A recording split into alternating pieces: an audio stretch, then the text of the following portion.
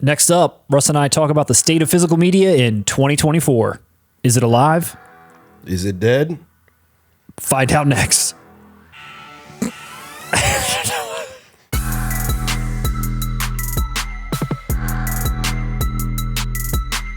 Welcome back to 4K Kings. My name is Matt. I am Russ. And welcome to your home of physical media. And if you are new here, we've got a back catalog of reviews, 4K comparisons, top fives, blue news, and more.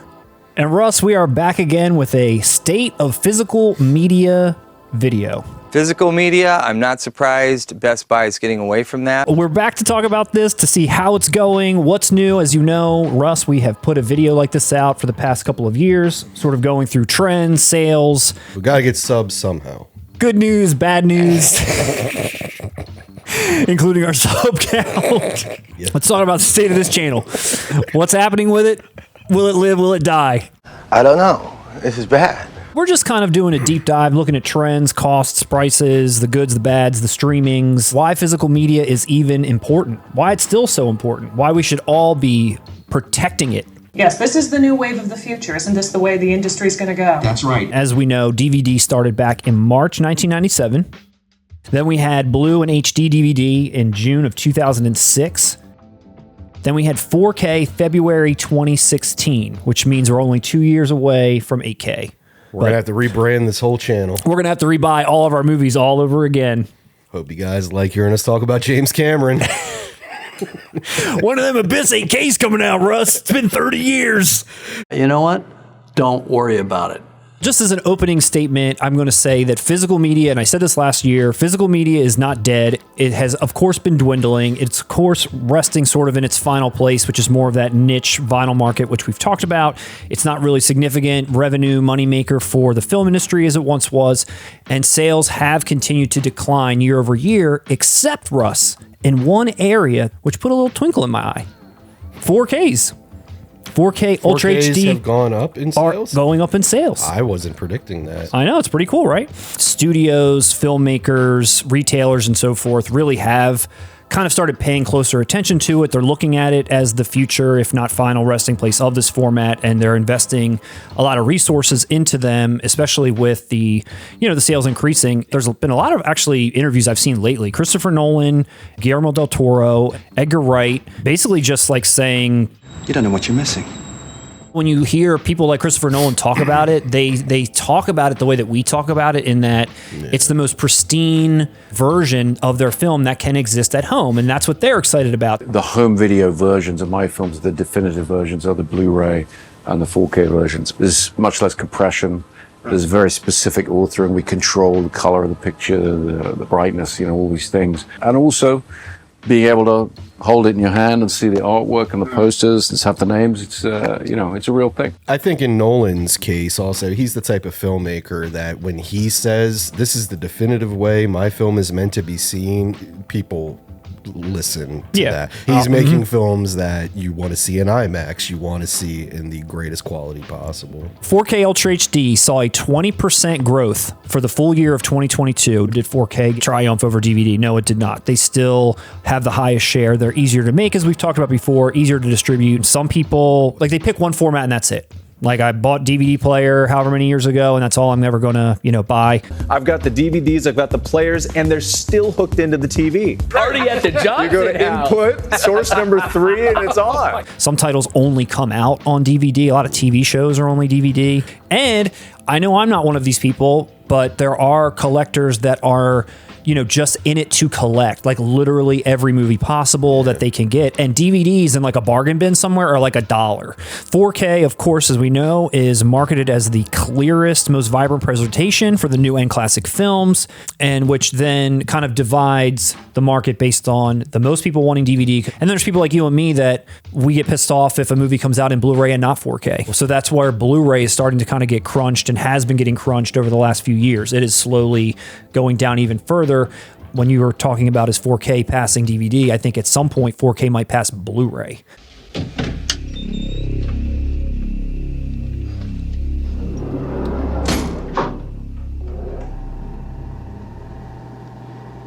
What you gonna do? Shoot me in the elevator?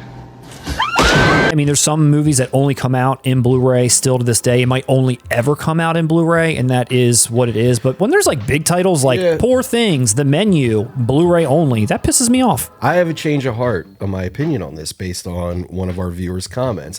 And they said, it is a bummer that we're not getting a 4K, but Blu-ray is a very good format. And if we're going to support physical media, you probably should pick up that Blu-ray. Same thing with The Menu. I'm sure it's probably should pick that up.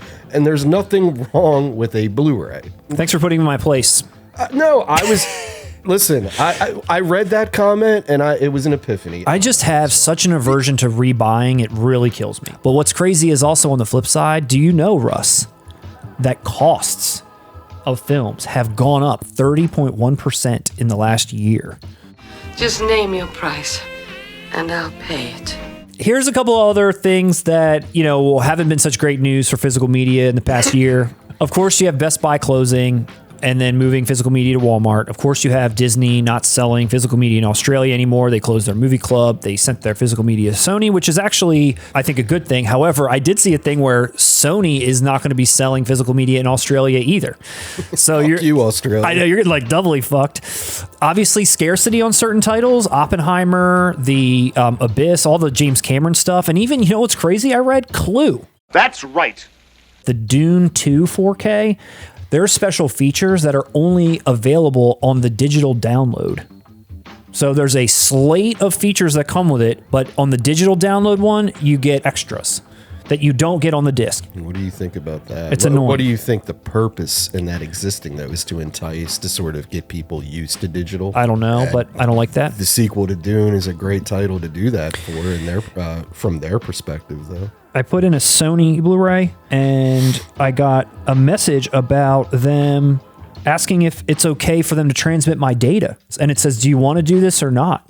And I said, no, but I had never seen that before. Oh. That's nuts. And I mean, I'm glad they said they gave me the option to click it. That's nice of them. I mean, thanks for not stealing me straight up. Blu-ray, what are you waiting for? I also read an article where the eBay aftermarket is soaring. It's always been there. Aftermarket for anything, especially collectible items, is there. But as of last year, it is 4th in the top 30 things people sell on eBay. 4th. I had no idea. It's above comic books, it's above vinyls, it's above coins, and it's above Pokemon cards. Whoa.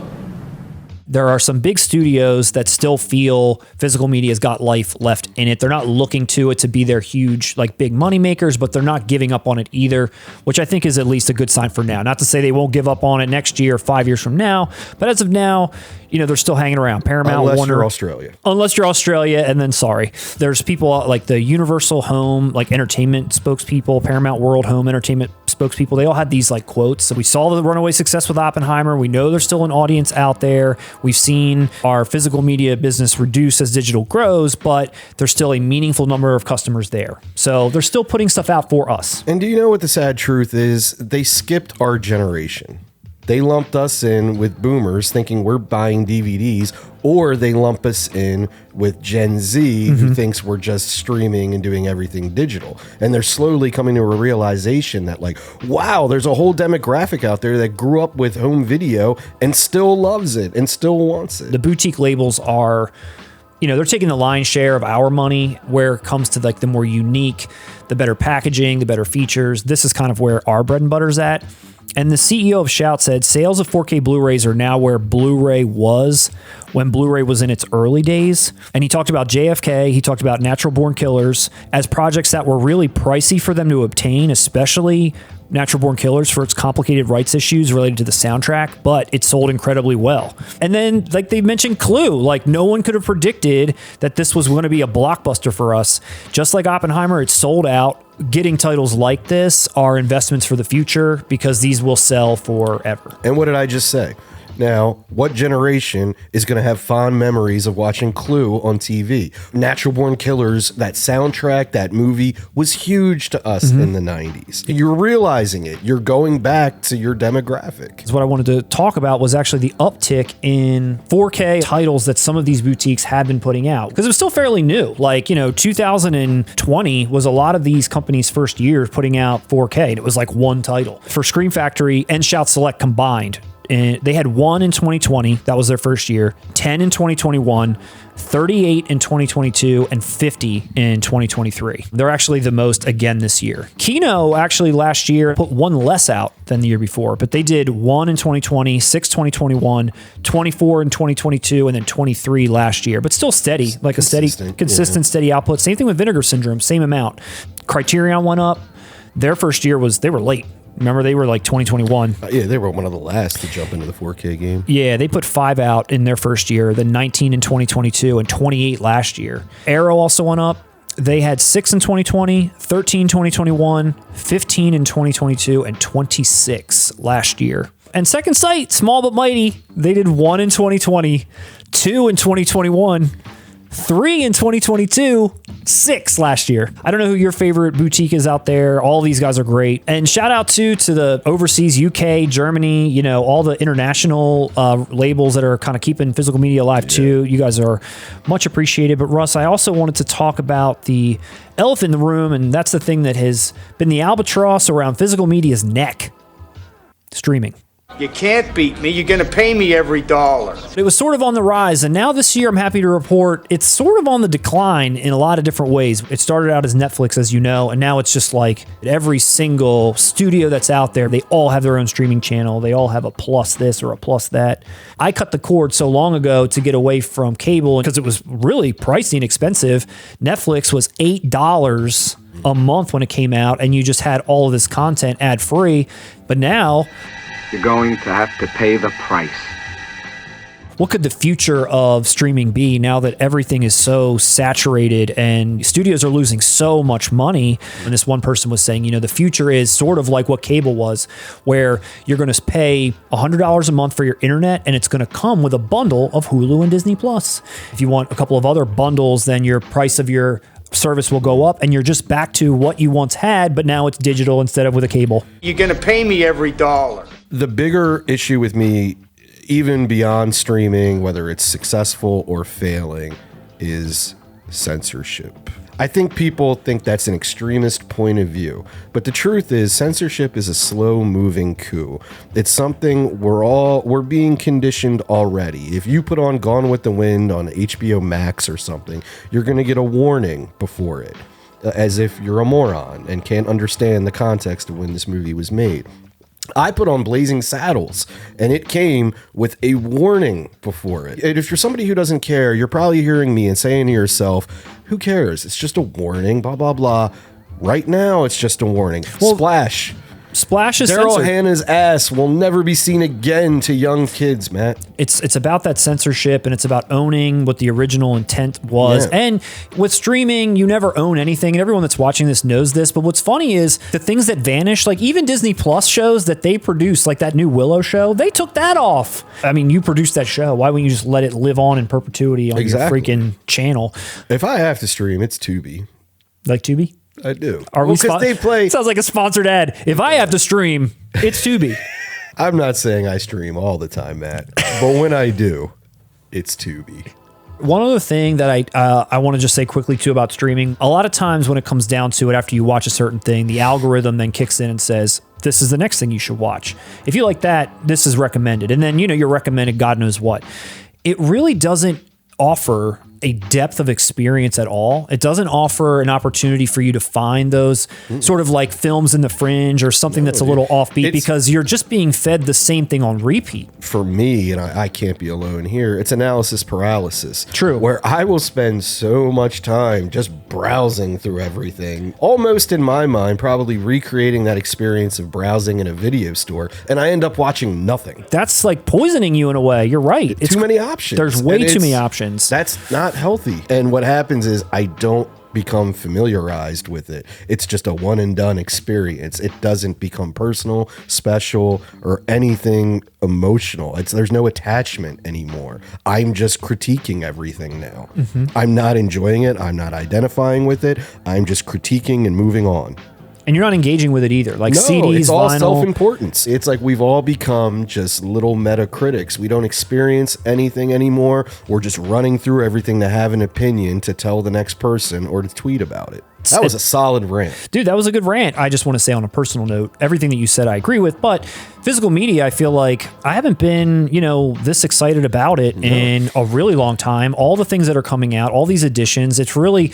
Some of these are like verifiable, like art pieces in a way. And like you said, like that tangible interaction with booklets and different things. It really has opened my enjoyment and engagement with these movies on a new level. And I really love every time there's new announcements. Oh man, is it going to be a movie that I've been like waiting for, a movie I love, or what's that next 4K going to be from, the next VSU or the next Criterion release? What is it going to be? That one I've been waiting on? Is it going to be just one of the guys? What's it going to be? To your, they become art pieces in themselves. I completely agree. Look at Lionsgate's Reservoir Dogs.